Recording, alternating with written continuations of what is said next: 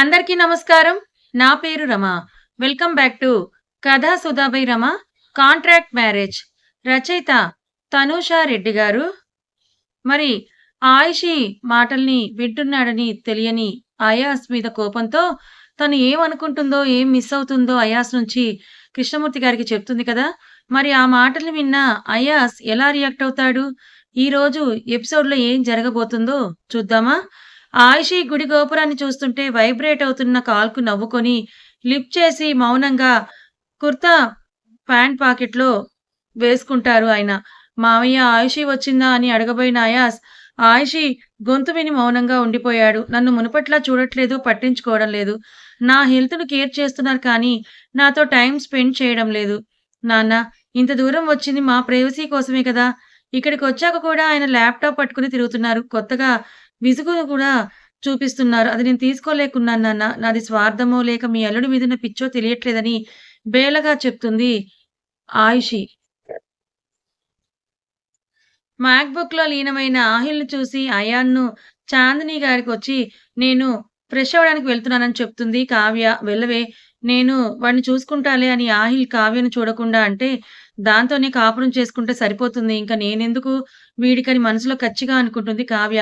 "చెప్తాను నీ సంగతి" అని వార్డ్‌రోబ్ నుంచి ముట్టుకుంటే జారిపోయే ఒక మెత్తటి చీరను తీసుకొని, స్నానం చేసి ఆహిల్ ముందే కట్టుకుంటుంది కావ్య. అయాస్ కూడా ఆఫీస్‌కి రాకపోవడం వల్ల వర్క్ టెన్షన్‌లో కాస్త బిజీగా ఉన్న అతను కావ్యను ఇగ్నోర్ చేస్తే, బొడ్డు కిందకు చీరను పిన్స్ వాడకుండా జారుకట్టు కట్టి 2 చేతులకు మట్టి గాజులు వేసుకొని, తలలో మల్లెపూలు పెట్టుకొని ఆహిల్‌ను టార్చర్ చేయాలని ఫిక్స్ అయి, జీ అని పిలుస్తుంది కావ్య. జీనా?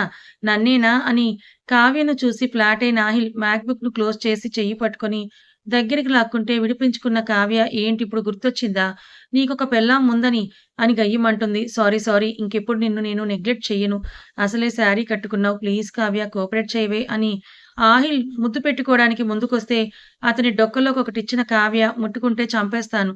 నోరు మూసుకొని పడుకో అని కసిరి బెడ్ ఎక్కుతుంది కావ్య. నన్ను మునుపట్లా చూడట్లేదు, పట్టించుకోవడం లేదు. నా హెల్త్‌ను కేర్ చేస్తున్నారు కానీ నాతో టైమ్ స్పెండ్ చేయట్లేదు నాన్న. ఇంత దూరం వచ్చింది మా ప్రైవసీ కోసమే కదా! ఇక్కడికొచ్చాక కూడా ఆయన ల్యాప్‌టాప్ పట్టుకొని తిరుగుతున్నారు. కొత్తగా విసుగును కూడా చూపిస్తున్నారు. అది నేను తీసుకోలేకున్నాను. నాన్న, నాది స్వార్థమో లేక మీ అల్లుడి మీదున్న పిచ్చో తెలియట్లేదని బేలగా చెప్తుంది ఆయిషి. ఫోన్‌లో ఆయిషి గొంతులో బాధను విన్న అయాస్ కాల్ కట్ చేసి మౌనంగా ఉండిపోయాడు. ఆ మౌనంలో ఆలోచనలెన్నో. అలా ఎందుకనుకుంటున్నావురా? అయాస్ నీ మీద ప్రేమ లేకనే ఇక్కడికి తీసుకొని వచ్చాడా? కడుపుతో ఉన్న నువ్వు బాధపడుతుంటే అబ్బాయి చూడలేడు. పద ఆయిషి లేట్ అయింది. ఇంకెళ్దాం అని పిలుస్తారు కృష్ణమూర్తి గారు. ఇంకాసేపు ఉండి వెళ్దాం నాన్న. ఇక్కడుంటే నాకు చాలా పీస్‌ఫుల్‌గా, మనసుకు హాయిగా ఉందని అంటుంది ఆయిషి. మార్నింగ్ గుడి తెరిచాక వద్దాంలే ఆయిషి. బయట చలిగా ఉంది. నీకు జలుబు చేస్తుంది పద అని చెయ్యందిస్తే ఆయన చెయ్యి పట్టుకొని ముందుకు అడుగేస్తుంది ఆయిషి. ఆయిషి మెల్లిగా నడుస్తూ ఆలోచనల మధ్య కాలు స్లిప్ అయితే చేతిని గట్టిగా పట్టుకున్న కృష్ణమూర్తి గారు, "బేబీ ఏం ఆలోచిస్తున్నావురా?" అని అడుగుతారు. "నథింగ్ నాన్న" అని ఆయిషి ఇంటికి చేరితే, "గుడ్ నైట్ రా. జోయాన్ తీసుకొని వెళ్తున్నాను. మార్నింగ్ మీరు కూడా అక్కడికే వచ్చేయండి. రేపు బ్రేక్‌ఫాస్ట్, లంచ్, డిన్నర్ అక్కడే" అని చెప్పి మనవరాల్ని ఎత్తుకొని వెళ్ళిపోతారు కృష్ణమూర్తి గారు. "థాంక్స్ మావయ్య." కొత్తగా థాంక్స్ ఏంటల్లుడు అని నవ్వి ఆయన వెళ్ళిపోతే అయాజ్ సూటిగా ఆయిషిని చూస్తాడు. ఆ కాస్త దూరం నడిచినందుకే సుకుమారంగా ఉండే ఆమె పాదాలు ఎర్రగా కందిపోతే చూసిన అయాజ్ ఎక్కడికి వెళ్ళావని అడిగాడు. సమాధానం చెప్పకుండా మెడలోని స్కార్ఫ్‌ను సోఫాలో పడేసి బెడ్డెక్కుతుంది ఆయిషి. తన మీద అలిగిందని ఇంకేమీ మాట్లాడని అయాజ్ మెయిన్ డోర్ లాక్ చేసి ఆహిల్ కాల్ చేస్తే మాట్లాడి అభయ్‌కు కాల్ చేసి శశికళ ఎలా ఉందో కనుక్కొని okay. Take care of her. ఈసారి నీ పిచ్చితో ఏదైనా చేసి శశికళను హర్ట్ చేయవని అనుకుంటున్నానని చెప్పి కాల్ కట్ చేసి బెడ్‌రూమ్‌కి నడుస్తాడు అయాస్. అటు తిరిగి పడుకొని కనిపిస్తుంది ఆయిషి. డోర్ క్లోజ్ చేసి దగ్గరికి నడిచాడు అయాస్. ఆయిషి ముఖంలోకి చూస్తే డీప్ స్లీప్‌లో కనిపిస్తుంది. అలసిపోయిందని అనుకుంటూ ఆమె పాదాల దగ్గర కూర్చుంటాడు అయాస్. ఆయిషి పాదాలను ఒడిలోకి తీసుకొని చిన్నగా నొక్కడం స్టార్ట్ చేస్తే అయాస్ తన పాదాలను నొక్కుతున్నాడని తెలియని ఆయిషి డీప్ స్లీప్‌లోకి జారుకుంటుంది. అరికాల కుంకుమ రంగుల్లోకి మారిపోతే ముందుకు వంగి నుదుటి మీద ప్రేమగా ముద్దిచ్చి ఆయిషి పక్కనే ఆమెనే చూస్తూ పడుకుంటాడయాస్. ఒత్తైన కనుబొమ్మలు, మధ్యలో చిన్న బొట్టు బిళ్ళ, కాస్త దబ్బగా ఉండే బుజ్జి ముక్కుకు పోగు ఇంకా అందాన్ని పెంచితే ఎర్రటి పెదవులు ముడుచుకున్నాయి నిద్రలో కూడా. చిన్నగా నవ్వి ఇంకాస్త చూపును దించిన అయాస్‌కు సన్నటి కంఠాన్ని అలంకరించిన తను నిఖాల్లో వేసిన డైమండ్ పెండెంట్ ఉన్న షార్ట్ నల్లపూసలు ఆమె ఉచ్ఛ్వాస, నిశ్వాసాలకు తగ్గట్టుగా కదులుతున్న గుండెలు, ఎత్తుగా ఉన్న 5 నెలల గర్భం, అరచేత్తో పొట్టను నిమిరి, ఆ చేతిని పైకి తీసుకొని వెళ్ళిన అయాస్ చెంపపై పరుచుకున్న జుట్టును చెవి వెనక్కి సర్ది, కోమలంగా ఉన్న బుగ్గను నిమురుతాడు ప్రేమగా. చిన్నగా కదిలింది ఆయిషి. చేతిని వెనక్కి తీసుకున్న అయాస్ కళ్ళు మూసుకుంటే నిద్రలోనే అయాస్ వైపు బుజ్జి కుక్క పిల్లలా జరుక్కుంటూ వెళ్లి అతని ఛాతీపై తల పెట్టుకుంటుంది. ఛాతీపై బరువు తెలిసి కళ్ళు తెరిచాడు చూస్తూ అయాస్. అయాస్ గుండెపై అరచేతి నుంచి కుడివైపు తలపెట్టుకొని పడుకున్న ఆయిషి అలవాటుగా పెదవులతో ఛాతీ మీద అదుముతుంది. అయాస్ పెదవులు అందంగా ఒక వైపుకి సాగితే ఆమె నడుము చుట్టూ చెయ్యేసి దగ్గరకు పొదువుకొని బంకు తగలకుండా కాస్త గ్యాప్ ఇచ్చి పడుకుంటాడు అయాస్.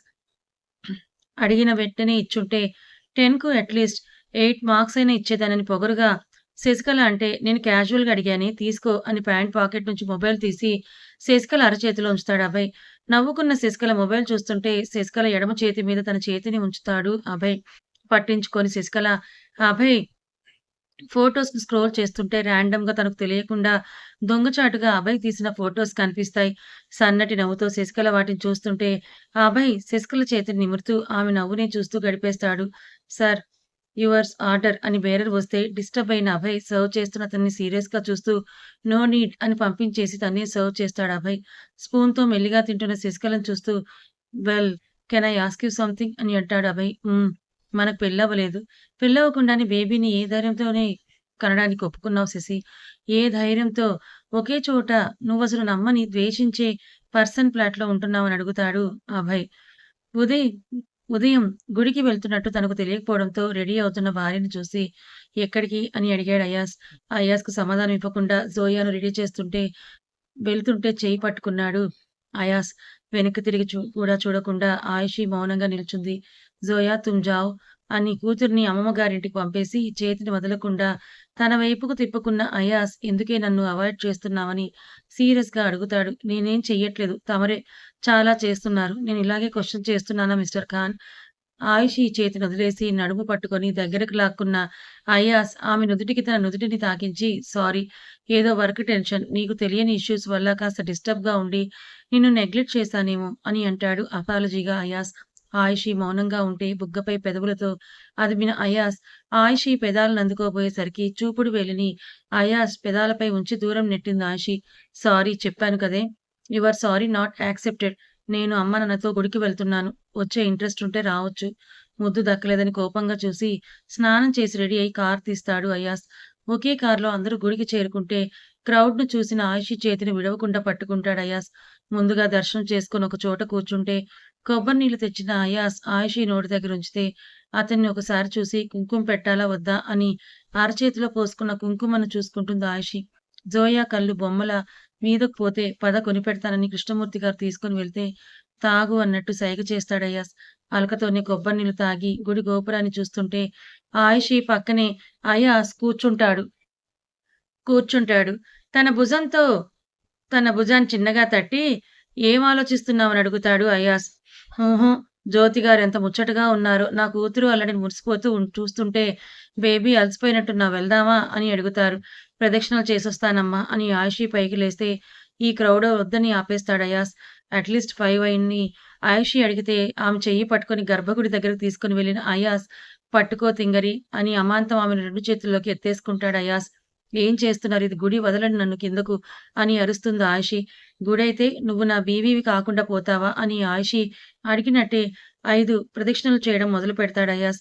షార్ప్‌గా ఉన్న అతని జా లైన్‌ను చూసి ఈ మధ్య ట్రిమ్ చేయకుండా అలాగే వదిలేసిన గుబురు గడ్డం కూడా అయాస్ మ్యాన్లీ లుక్‌ను పెంచుతుంటే వేసుకున్న వైట్ షర్ట్ అతని లుక్‌ని ఇంకాస్త పెంచుతుంది. ఎటు చూసినా చాలా సింపుల్‌గా అండ్ నార్మల్‌గా ఉంటారు ఆయన. అయిన ప్రతిసారి నన్ను డామినేట్ చేసేస్తారు. హౌ? అని ఆయిషి మనసులో అనుకుంటే అది చదివినట్టు ఎందుకంటే నేనిలా కుళ్ళుకోను కాబట్టి అని అంటాడు నవ్వుతూ అయాస్. వినిపించిందా? నో కనిపించింది. నీ ఫేస్ చూడగానే తెలిసిపోద్ది నువ్వే మూడ్‌లో ఉన్నావో అని ఆయిషిని కిందకి దింపి ముందుకి వంగుతాడు అయాస్. మీకిష్టం ఉండదేమోనని అనుకున్నానని కుంకుమ తీసి అయాస్ కనుబొమ్మల మధ్య పెడుతుంది ఆయిషి. నాకు మతపిచ్చి లేదని ముందే చెప్పాను కదే! ఆయిషి బుగ్గను లాగి పద వెళ్దామని ఆయిషిని తీసుకొనొస్తాడు అయాస్. గుడి నుంచి ఇంటికి వెళ్ళగానే మార్నింగే చేసిన వెరైటీస్ అన్నీ అల్లుడికి, కూతురికి కొసరి కొసరి వడ్డిస్తారు జ్యోతి గారు. అయాస్ తినిపించపోతే పొట్ట పట్టుకొని అమ్మా అని అరిచిన ఆయిషి అరుపులకి అయాస్ గుండె వణికితే వాట్ హ్యాపెండ్ అని అడిగాడు అయాస్. నొప్పిగా ఉంది అయాస్ గారు అని అతని చొక్కాను గట్టిగా పట్టుకుంది ఆయిషి. మామయ్య కారు తీయండని ఆయిషిను 2 చేతుల్లోకి తీసుకుంటాడు అయాస్. క్షణం కూడా ఆలస్యం చేయకుండా జ్యోతి గారు ఇంటి దగ్గరే ఆగిపోతే ఇంతకుముందు ఆయిషిని ట్రీట్ చేసిన హాస్పిటల్‌కి తీసుకొని వెళ్తాడు అయాస్. నొప్పిని భరిస్తున్న ఆమె కళ్ళు, ముక్కు ఎర్రగా మారిపోతే స్కాన్ చెయ్యాలని చెప్పిన డాక్టర్ బయట వెయిట్ చేయమని చెప్తుంది. ఆయిషీని విడవలేక వీడి బయట నుదురు రుద్దుకుంటూ ఒక్కో నిమిషాన్ని గంటలా అయాస్ ఫీలవుతుంటే "ఏం కాదు భయపడకు అయాస్" అని ధైర్యం చెప్తారు కృష్ణమూర్తి గారు. అర్ధగంట తర్వాత లోపలికి పిలిచిన డాక్టర్ ఇంతకు ముందు ఏ హాస్పిటల్‌లో చూపించారని అడుగుతుంది. బెంగుళూరులో ఒక ఫేమస్ అండ్ రిచ్ హాస్పిటల్ పేరు చెప్తాడు అయాస్. "Any problem doctor? తనకెలా ఉందిప్పుడు?" అని కంగారుని దాస్తూ అడుగుతాడు Ayaz. "No need to worry mister. మీ వైఫ్ ట్విన్స్‌ని క్యారీ చేస్తోంది. స్ట్రెస్, గ్యాస్ట్రిక్ ప్రాబ్లమ్ వల్ల పెయిన్ వచ్చుంటుంది. ఈ విషయం మీకు తెలుసా?" అని అడుగుతుంది డాక్టర్. ఇంకా ఆశ్చర్యంలోనే ఉన్న అయాస్ "నో డాక్టర్" అని మెల్లిగా అంటాడు. కొంతమందిలో థర్డ్ మంత్ ఎండింగ్ టైమ్‌లో బయటపడితే, ఇంకొంతమందిలో కాస్త లేట్‌గా బయటపడుతుంది. కంగ్రాట్స్ మిస్టర్ అని డాక్టర్ చెయ్యి చాపితే, థాంక్ యూ డాక్టర్ అన్న అయాస్ నా వైఫ్‌ని ఒకసారి చూడొచ్చా? అని అడుగుతాడు అసలు ఆగని మనసుతో. భయపడి మీ వైఫ్ బీపీ పెంచుకుంది. సో, కాసేపు అయ్యాక చూడండని డాక్టర్ చెప్తే, no doctor I can't wait అని ఆమె అనుమతి చూడకుండా ఆయిషీ ఉన్న ప్రైవేట్ రూమ్ డోర్ ఓపెన్ చేసుకొని లోపలికి నడిచాడు అయాస్. చేతికున్న క్యానులాతో కళ్ళు మూసుకున్న ఆయిషీని చూసి దగ్గరికి నడిచాడు అయాస్. అతని చూపు ఎత్తుగా ఉన్న గర్భంపై ఉంటే తడిదేరిన అతని కళ్ళకు ఆయిషీ రూపం మసగ్గా కనిపిస్తుంటే షర్ట్‌తో కళ్ళు తుడుచుకొని ఆయిషీ తల నిమిరి నుదిటి మీద ప్రేమగా ముద్దిస్తాడు. అతని కంటి నుండి జారి కన్నీరు ఆమె నుదుటిని తాకింది. చురుక్కుమని గుచ్చుకున్న గడ్డానికి, నుదిటి మీద తెలిసిన చెమ్మకు మెల్లిగా కళ్ళు తెరిచిన ఆయిషి ఆయాస్‌నే చూస్తుంది. ఆయిషి చేతిని పట్టుకొని కిస్ చేసి, "ఇప్పుడెలా ఉంది? పెయిన్ తగ్గిందా?" అని గాబరాగా అడుగుతాడు అయాస్. "హ్మ్. భయపెట్టాను కదూ" అని ఆయిషి చిన్నగా నవ్వితే, "పాగల్ బీవీ హో తుమ్" అని ఆయిషి బుగ్గను లాగుతాడు అయాస్. ఆయిషి పెదవులు కూడా సాగితే, "ఇంత చిన్న దానికే ఇంత కంగారు పడుతున్నారేంటి అయాస్ గారు" అని అడుగుతుంది ఆయిషి. "నీ విషయంలో చిన్నదైనా అది నాకు పెద్దదే ఆయిషి" అన్న అయాస్ ఆయిషి పంప్‌ను ప్రేమగా తడిపితే, "వీడు చాలా ఇబ్బంది పెట్టేస్తున్నాడు అయాస్ గారు" అని కంప్లెయింటింగ్‌గా చెప్తుంది ఆయిషి. "వీడు కాదే, ఒకరు కాదు ఇద్దరని తెలిస్తే ఆనందంలో ఏమైపోతావో" అని మనసులో అనుకున్న అయాస్ నర్స్ రావడంతో దూరం జరిగి ఏంటన్నట్టుగా చూస్తే, "సార్ ఇంజెక్షన్ వేయాలని" నవ్వుతూ చెప్తుందా నర్స్. హ్యాండ్‌కేమో అనుకున్న ఆయిషి లేచి కూర్చుంటే, "మేడం వెనక్కి తిరగండని" నర్స్ చెప్తే ఆయిషిను ఆపి శారీ పెట్టికోట్‌ని లూజ్ చేసి జెంట్లీ అని సీరియస్‌గా చెప్తాడు. ఆయిషి నవ్వితే "so sweet husband madam sir" అని ఆ నర్స్ మెల్లిగా ఇంజెక్షన్ చేస్తే ముట్టుకుంటే కందిపోతున్న నడుముకు సున్నితంగానే రబ్ చేసిన అయాస్ శారీను అడ్జస్ట్ చేస్తాడు. మన ఇంటికి వెళ్ళిపోదాం అయాస్ గారు. డాక్టర్‌తో మాట్లాడేసి వస్తానని మావయ్య వస్తారని చెప్పి బయటికి నడిచి కృష్ణమూర్తి గారిని లోపలికి పంపి, తను డాక్టర్ క్యాబిన్‌కు నడుస్తూ ఏవో మాటలు ఒక అమ్మాయి అర్ధింపులు ఒక రూమ్ నుంచి లీలగా వినిపిస్తే ఆగిపోయి చూస్తాడు అయాస్. కేరళలో ఇంతకు ముందు ఉండటం వల్ల చాలా వరకే మలయాళం మీద పట్టు సాధించిన అయాస్ ఒక ఆడపిల్ల ప్రమాదంలో ఉందేమో అన్న అనుమానంతో డోర్ ఓపెన్ చేసి చూస్తాడు. కొత్తగా జాయిన్ అయిన ఒక నర్స్‌ను డబ్బు కట్టన ఆశ చూపించి లోబర్చుకోవాలని చూస్తుంటాడు అక్కడ సీనియర్ డాక్టర్. అతని వయసు ఒక 40 వరకుంటే, ఆ నర్స్ భయంతో ఏడుస్తూ అయాస్ వెనక్కొచ్చి నిల్చొని థాంక్ యూ సార్ అని అంటుంది. What happened? నా ఫ్యామిలీ బ్యాక్‌గ్రౌండ్ తెలుసుకొని బెడ్ షేర్ చేసుకుంటే డబ్బులిస్తానని నన్ను బలవంతం చెయ్యబోయాడు సార్. బయటికి చెప్తే జాబ్ పోతుందని బెదిరించాడని ఆ అమ్మాయి ఏడుస్తూ మలయాళంలో చెప్తే నిండా 25 సంవత్సరాలు కూడా లేని ఆ అమ్మాయి పరిస్థితికి అయాస్‌కు జాలేస్తుంది. ముందుకొచ్చిన పొట్టతో, భయంతో ఎక్కడ తన పరువు ఆ హాస్పిటల్ ఆ రోజుకు సమాధి అవుతుందో అన్న భయంతో అబద్ధం. ఇదే నన్ను ట్రాప్ చేసి మనీ కోసం పిలిచిందని తన వృత్తికి విరుద్ధంగా దిగజారిపోయి మాట్లాడతాడా డాక్టర్. బయటికి వెళ్ళని ఆ అమ్మాయిని పంపించిన అయాస్ ఒకే ఒక దెబ్బ గాల్లో అరచెయ్యి మొత్తాన్ని పిడికిలిగా చేసి దవడ మీద కొట్టగానే గోడకు గుద్దుకొని నోటి నిండా రక్తం కక్కుకుంటే 2 పళ్ళు ఊడుతాయి. Shame on you. నువ్వు చేస్తున్న వృత్తికి నీ కూతురు వయసున్న ఆ అమ్మాయిని డబ్బు ఆశ చూపించి బెడ్ మీదకు రమ్మని పిలుస్తున్నావు. నువ్వసలు మనిషివేనా? అని ఇంకో దెబ్బ కూడా వేయబోతే చేతులు జోడించి ప్లీజ్ ఇంకెవరికి నేను ఇబ్బంది పెట్టను. క్షమించమని అడుగుతాడతను. కోపంగా చూసిన అయాస్ వెనుతిరిగితే ఆయిషీను ట్రీట్ చేసిన హాస్పిటల్ చైర్మన్ వైఫ్ డాక్టర్ కనిపిస్తుంది. పక్కనే ఉన్న నర్స్ అంతా చెప్పడంతో నేను యాక్షన్ తీసుకుంటాను మిస్టర్. ఇలాంటి వాళ్ళ వల్లే మా డాక్టర్స్ పట్ల ఉన్న రెస్పెక్ట్ జనాల్లో తగ్గుతుంది అని థాంక్ యూ అని నవ్వుతుంది ఆమె. It's okay. నేను నా వైఫ్‌ని తీసుకొని వెళ్తున్నాను డాక్టర్ అని అయాజ్ అంటే, ష్యూర్ మెడిసిన్ స్కిప్ చేయకుండా చూసుకోండని చెప్పి పోలీసులకు ఫోన్ చేస్తుంది ఆ డాక్టర్. మెడిసిన్ కవర్‌తో లోపలికొచ్చిన అయాజ్‌కు కృష్ణమూర్తి గారు కూతురికి జ్యూస్ తాగిస్తూ కనిపిస్తే, ఇంతసేపు ఏం చేశారని అడుగుతుంది ఆయిషి. నథింగ్ వెళ్దాం పద అని ఆయిషి చెయ్యి పట్టుకొని పైకి లేపిన అయాజ్, నడవగలవా అని ఎత్తుకోబోతే, నేను ఓకే మిస్టర్ ఖాన్ అని ఆయిషి అయాజ్ చేతిని గట్టిగా పట్టుకొని అడుగులు వేస్తుంది. కార్ దగ్గరికి నడిపించి ముందు కూర్చోబెట్టిన అయాస్, ఇప్పుడే వస్తానని డాష్‌బోర్డ్ నుంచి చెక్ బుక్ తీసుకొని లోపలికి నడిచిన అయాస్, ఒక అమౌంట్ రాసి ఆ నర్స్ అమ్మాయికిస్తే, "వద్దు సార్" అని అంటుంది భయంతో. "పర్లేదు. నీ బ్రదర్ అనుకో. ఫ్యామిలీ రెస్పాన్సిబిలిటీ తీసుకున్నావంటే ఖచ్చితంగా నువ్వొక స్ట్రాంగ్ గర్ల్‌వి. ఇలాంటి రోగ్స్‌కు భయపడాల్సిన అవసరం లేదని" ఆ అమ్మాయికి చెక్ ఇస్తే, ఆ అమ్మాయి చేతులు జోడిస్తుంది. చేతులను దించి ఆ డాక్టర్‌తో మాట్లాడి కార్ దగ్గరికి నడిస్తే, కార్‌లో నుంచి చూసిన ఆయిషి నవ్వుకుంటుంది. కథ ఇంకా ఉంది. మరి ఆయిషికి ట్విన్స్ అని తెలుసుకున్న అయాజ్ ఆనందం అంతా ఇంతా కాదు. మరి ఈ విషయం ఆయిషితో చెప్తాడా? చెప్తే ఆయిషి ఎలా రియాక్ట్ అవుతుంది? ఆ తర్వాత ఏం జరగబోతుంది? తెలుసుకోవాలనుకుంటే ఛానెల్‌ని ఫాలో అవ్వండి. కథ నచ్చితే లైక్ చేయండి. Thank you so much.